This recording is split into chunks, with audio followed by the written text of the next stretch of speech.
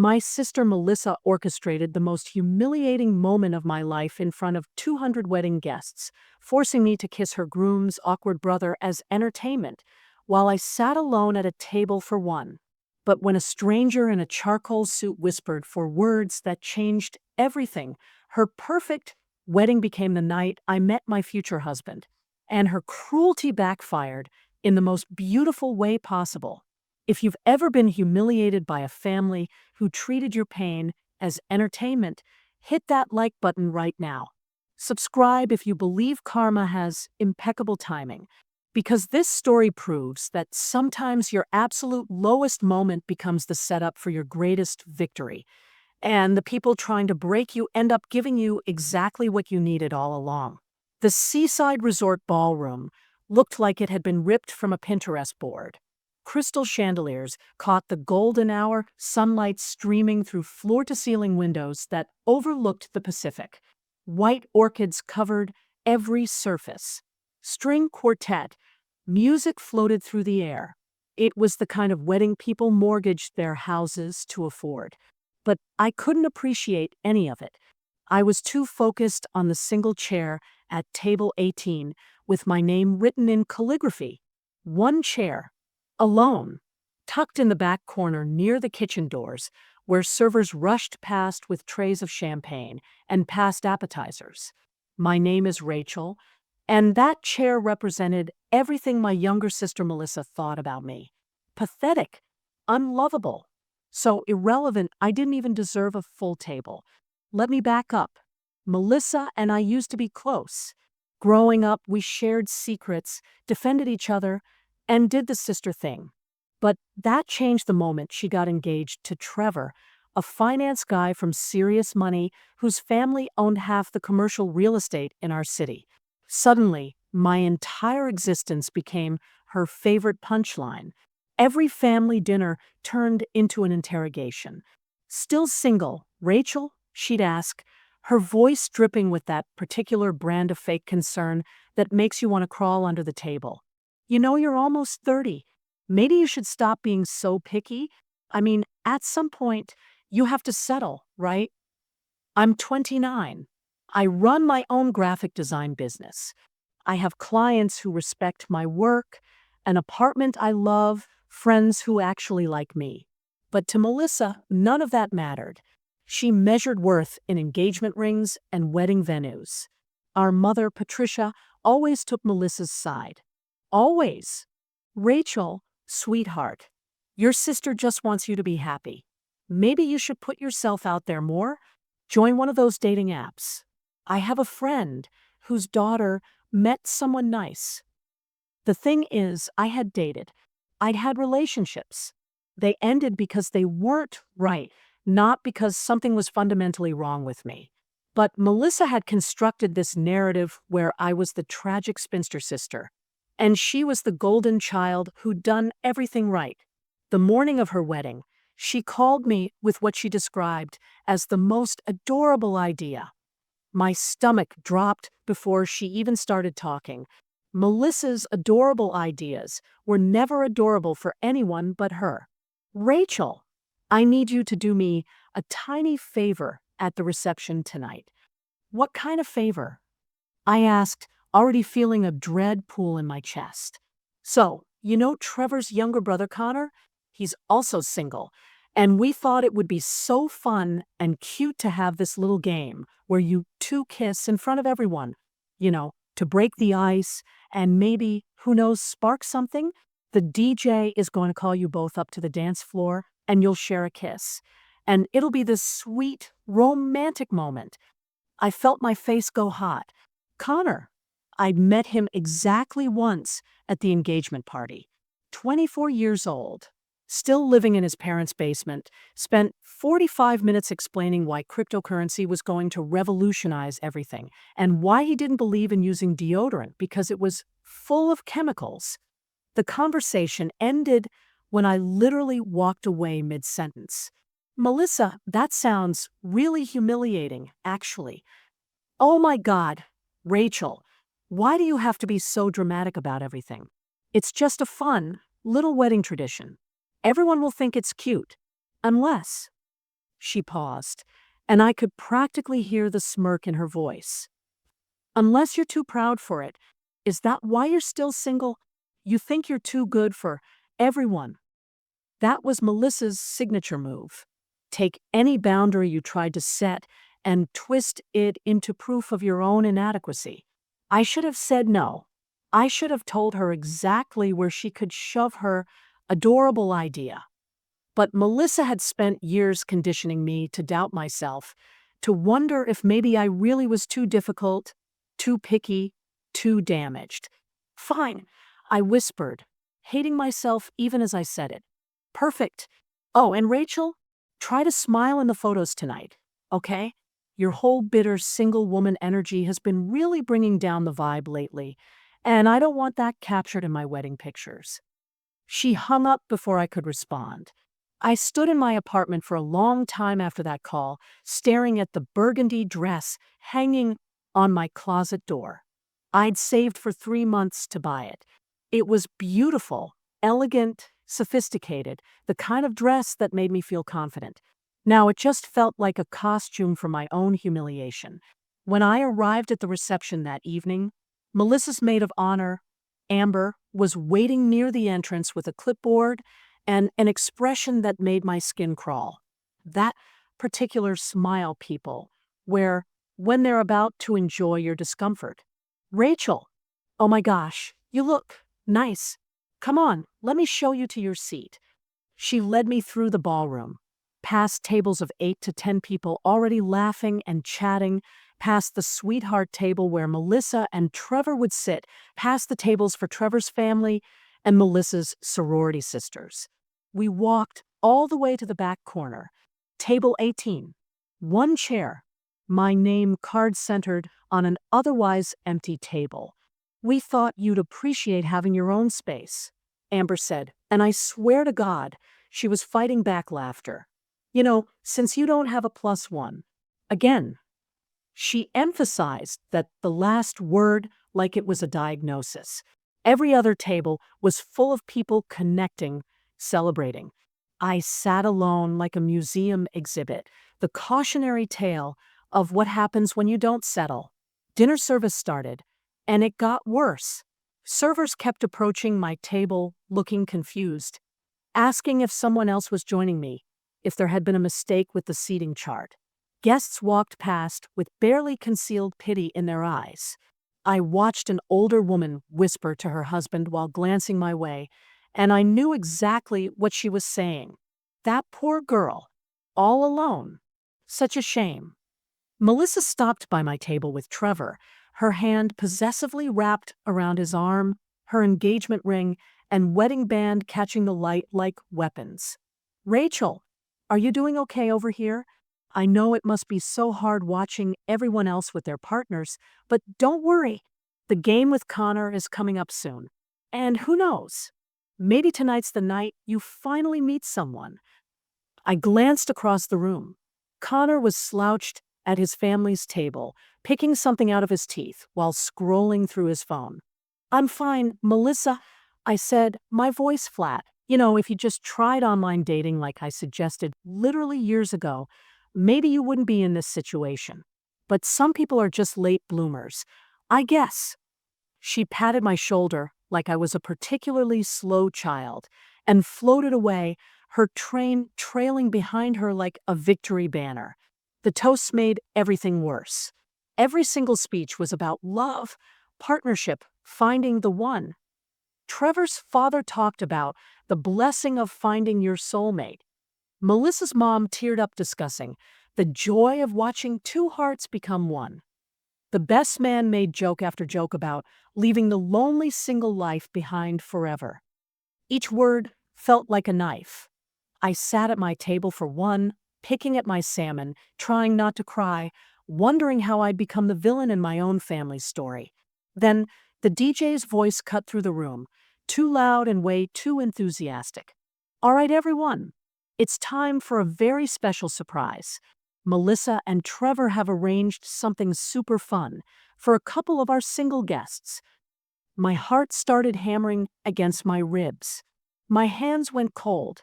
This was it. Can we get Rachel and Connor up here on the dance floor? 200 people turned to look at me. The applause felt like mockery. I could see Melissa at the head table with her phone out, already recording. Her face lit up with pure delight at my discomfort. I stood on shaking legs and walked to the dance floor. Every step felt like walking to my own execution. Connor met me there, looking equally miserable, smelling like expensive cologne, trying and failing to cover body odor. Here's how this is going to work, folks. The DJ announced that this was the highlight of his career. Rachel and Connor are going to share a kiss right here, right now. And maybe, just maybe, we'll all witness the beginning of something special at Melissa and Trevor's beautiful wedding. The crowd cheered. Melissa zoomed in with her phone camera. This wasn't a game. This was a public execution of whatever dignity I had left, all so my sister could prove to 200 people that I was so desperate, so pathetic, that I'd accept any humiliation just to avoid being alone. Connor leaned toward me. His breath smelled like shrimp cocktail and regret. I closed my eyes, wanting to disappear, wanting the floor to open up and swallow me, wanting to be literally anywhere else. Stop. One word. Deep calm. Authoritative. It cut through the music and the chatter like a blade. I opened my eyes. A man in a perfectly tailored charcoal suit was walking onto the dance floor with the kind of confidence that made the entire room go quiet. He was tall, maybe 6'3", with dark brown hair, strong features, and the presence of someone who'd never doubted himself a day in his life. "I'm sorry," he said, his voice polite, but leaving absolutely no room for argument.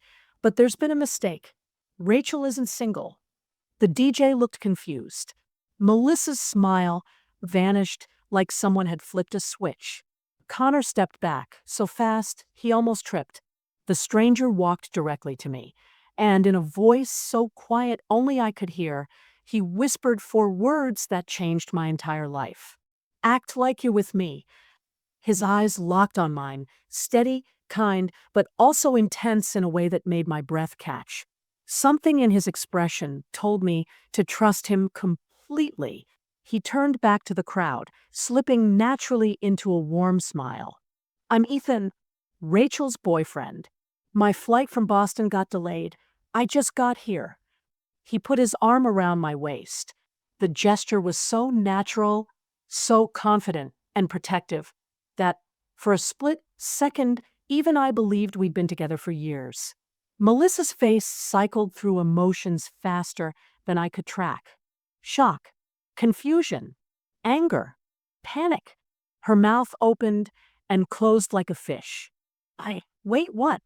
Rachel never mentioned having a boyfriend. She keeps her private life private.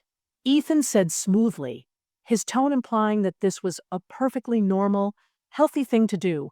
Not everyone broadcasts their relationship on social media every 5 minutes. A few people in the crowd actually laughed. Melissa's face flushed bright red. "How long have you two been together?" Trevor's mother asked, leaning forward with obvious interest. 7 months, Ethan said without hesitation, looking at me with such genuine warmth that my heart actually skipped. "Best 7 months of my life." "Rachel," Patricia said, and she sounded genuinely hurt. "Why didn't you tell your family?" "I wanted to be sure before I made any announcements," I said, finally finding my voice. The words came out stronger than I expected. Some people can be pretty judgmental about my personal choices. I looked directly at Melissa when I said it. She looked like she'd swallowed broken glass. The DJ, bless him, was trying desperately to salvage the situation. "Well, I guess the kissing game is off. Let's give it up for Rachel and Ethan, everyone." The crowd applauded, but it was different now. Confused, curious, not mocking. Connor practically sprinted back to his table, looking relieved to escape. Ethan kept his arm around me as he guided me off the dance floor, his hand warm and steady against my back. "Thank you," I whispered, my voice shaking. "I don't. Who are you?" Trevor's college roommate. He said quietly, I got stuck going through airport security and arrived late. I walked in during dinner and saw the whole thing. His jaw tightened. I have two younger sisters. I know exactly what your sister was doing to you. We reached my pathetic table for one. Ethan looked at it, then at me, and something dark flickered across his face. This is where they seated you, alone. I nodded, unable to speak past the lump in my throat. Not anymore. He picked up both our name cards. We're moving. Now, 3 minutes later, we were seated at table 5, right in Melissa's direct line of sight, at a table full of Trevor's college friends who welcomed us warmly. Ethan had calmly informed the catering staff that we needed to sit together, and his sheer confidence made them accommodate without question. Later, I learned he'd actually been assigned to table 5 all along as one of Trevor's groomsmen, so the move made perfect sense to everyone but Melissa. Tell me about yourself, Ethan said, settling into his chair like we'd been together for years. The real you, not whatever fiction your sister's been selling. Maybe it was the adrenaline still flooding my system. Maybe it was the way he actually looked at me when I talked, like my words mattered. But I told him everything. My design business, the logo I'd created for a local nonprofit that I was really proud of, my dream of backpacking through Europe, my embarrassing collection of vintage cameras I'd been gathering since college. He told me about his architecture firm that specialized in sustainable building design, his complete inability to cook anything more complicated than scrambled eggs, his golden retriever named Justice, who he'd adopted from a shelter 3 years ago. Justice? I asked, and I realized I was actually laughing. For the first time all night, maybe the first time in months, I was genuinely laughing. He's extremely noble and dignified, Ethan said with complete seriousness. The name suits his personality. Across the ballroom, I watched Melissa watching us. She kept whispering frantically to Amber, gesturing in our direction, her wedding smile growing more and more strained. She's spiraling, Ethan observed, following my gaze. Good. Is it terrible that I'm enjoying this? After what she put you through? He shook his head. Enjoy every second of it. For the rest of dinner, Ethan played the role of devoted boyfriend flawlessly. He made sure my champagne glass stayed full. He asked the servers to bring me extra of the dessert I mentioned liking. He kept his hand resting casually near mine on the table, not possessive, just there, present. To everyone watching, we looked like a couple completely comfortable with each other, absorbed in our own world. But it was more than just performing. He seemed genuinely interested in me, not in fixing me, not in pitying me, but in actually knowing who I was. When the dancing started, he stood and offered his hand. May I? On the dance floor, with his hand on my waist and mine resting on his shoulder, I felt every single stare from the guests who'd pitted me just an hour earlier. But instead of feeling exposed and vulnerable, I felt protected, safe.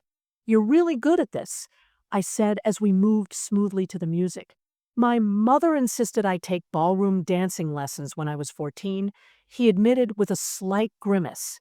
I fought her on it for months. Turns out it's coming in handy tonight.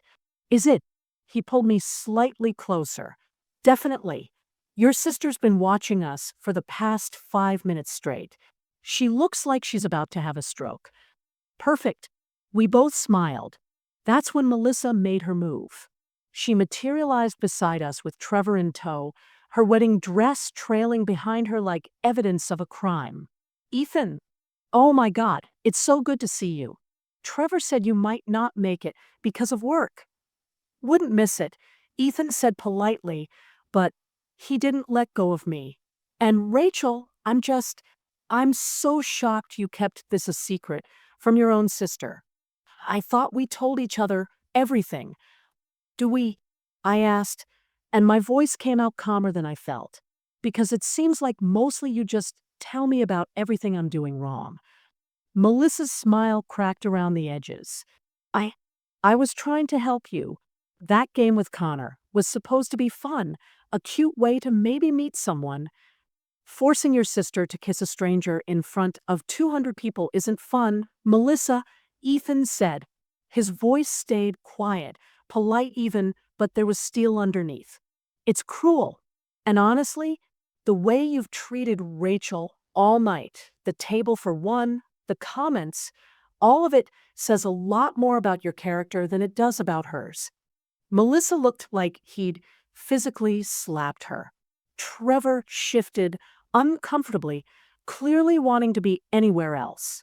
Maybe we should let them get back to dancing, he muttered, pulling Melissa away. As they left, I saw Melissa's hand shake as she wiped at her eyes. Part of me, the part that remembered being close to her as kids, felt guilty, but most of me felt gloriously, righteously free. She deserved that, Ethan said softly. Yeah, I agreed. She really did. The rest of the evening felt surreal. Ethan never left my side. We danced. We laughed at the terrible speeches. We talked to other guests who suddenly treated me with respect instead of pity. Trevor's parents asked detailed questions about Ethan's architecture firm. Melissa's bridesmaids, the same ones who'd been whispering about my sad situation earlier, now approached us to ask enviously where I'd found such a catch. The revenge was sweet, but what surprised me was that it stopped feeling like revenge. It started feeling real. During the cake cutting, I noticed Melissa's hands trembling as she smiled for the photographer. During the bouquet toss, she looked directly at me before throwing it, and I didn't even try to catch it. I was too busy listening to Ethan tell a story about Justice eating an entire pizza off the counter. As the evening finally wound down and guests started leaving, Ethan walked me to my car in the parking lot. The ocean breeze was cool against my skin. We could hear waves crashing in the distance. Thank you, I said when we were finally alone. You saved me from the absolute worst night of my life. I'm glad I could help. He paused, then met my eyes with an expression I couldn't quite read. So here's the thing. This started as a rescue mission. I saw what was happening, and I couldn't just stand there and let it continue. But somewhere between the fake relationship and right now, I realized I'd actually like to see you again. For real this time. My heart stuttered in my chest. Really? Really? No games, no pretending, no ulterior motives. Just, would you want to get coffee sometime? Maybe you could show me some of your design work. I felt something warm and bright bloom in my chest. I'd really like that. He handed me his phone. My hands shook slightly as I added my contact information. Fair warning, he said as I handed it back. I'm probably going to text you tonight. Fair warning, I replied, smiling. I'm definitely going to respond. He smiled, that genuine, warm smile that transformed his whole face. Good night, Rachel. And for what it's worth, your sister's an idiot. I drove home, feeling lighter than I had in years. An hour later, my phone buzzed. Made it home safely. Justice wants to know if you like dogs. I laughed out loud in my empty apartment. Love them. Does Justice approve of me? He says you clearly have excellent taste. We texted until 2 in the morning. Our first real date was 4 days later. Coffee turned into lunch. Lunch turned into a long walk on the beach. The walk turned into sitting on the sand until sunset, talking about everything and nothing. And I realized this was what it was supposed to feel like. Easy, natural, right.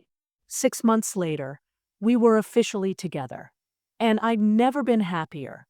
9 months after that, I met his family, including those 2 younger sisters he'd mentioned, who welcomed me like I'd always belonged there. Exactly 1 year after Melissa's wedding, Ethan proposed to me on the same beach where we'd walked after our first real date. The ring was perfect. The proposal was perfect. And when I called to tell Melissa, Her stunned silence on the other end of the line was absolutely perfect. Our wedding was small and intimate, held at a garden venue with just 75 guests, people who genuinely loved us and wanted us to be happy. No games, no humiliation, no proving points, just a celebration. Melissa insisted on being my maid of honor. We're sisters, she said. This is important.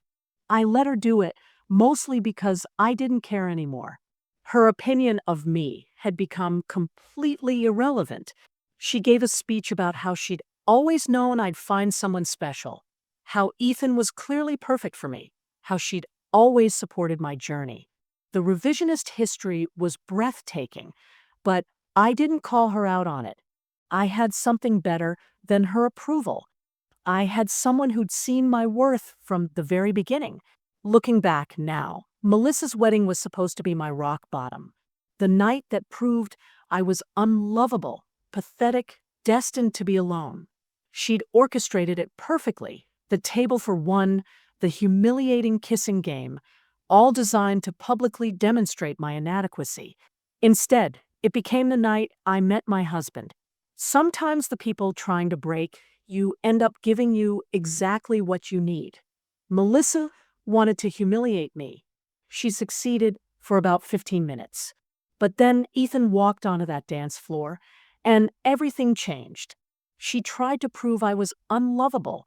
Instead, she accidentally put me in the exact right place at the exact right time to meet someone who saw my value immediately, without question, without conditions.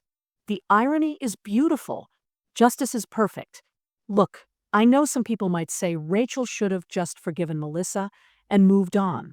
That holding on to anger is toxic or whatever. But here's what I think. Some people need to face consequences for their cruelty. Melissa didn't just embarrass Rachel once. She spent years tearing her down, making her feel worthless, then literally staged a public humiliation at her own wedding. That's not a sister. That's a bully. And the beautiful thing? Rachel didn't even plan revenge. She just accepted help from someone who saw what was happening and couldn't stay silent. Ethan didn't rescue her because she was pathetic. He stepped in because what Melissa was doing was wrong. The real win here isn't that Rachel got the guy. It's that she finally stopped letting Melissa's opinion define her. She stopped apologizing for having boundaries. She stopped accepting crumbs of respect from people who should have been giving her unconditional love. That's the lesson. Not everyone deserves access to you. Not everyone deserves forgiveness. And sometimes the best thing you can do is build a life so good that their negativity can't touch you anymore. Melissa can rewrite history all she wants, but Rachel knows the truth. And that's enough. If this story reminded you that your absolute lowest moment might be setting you up for your greatest victory, hit that like button and subscribe for more stories about karma and standing up for yourself. Have you ever had someone's cruelty backfire on them? Drop your story in the comments. I read every one. Sometimes the universe has perfect timing, and sometimes that timing leads straight to your happy ending.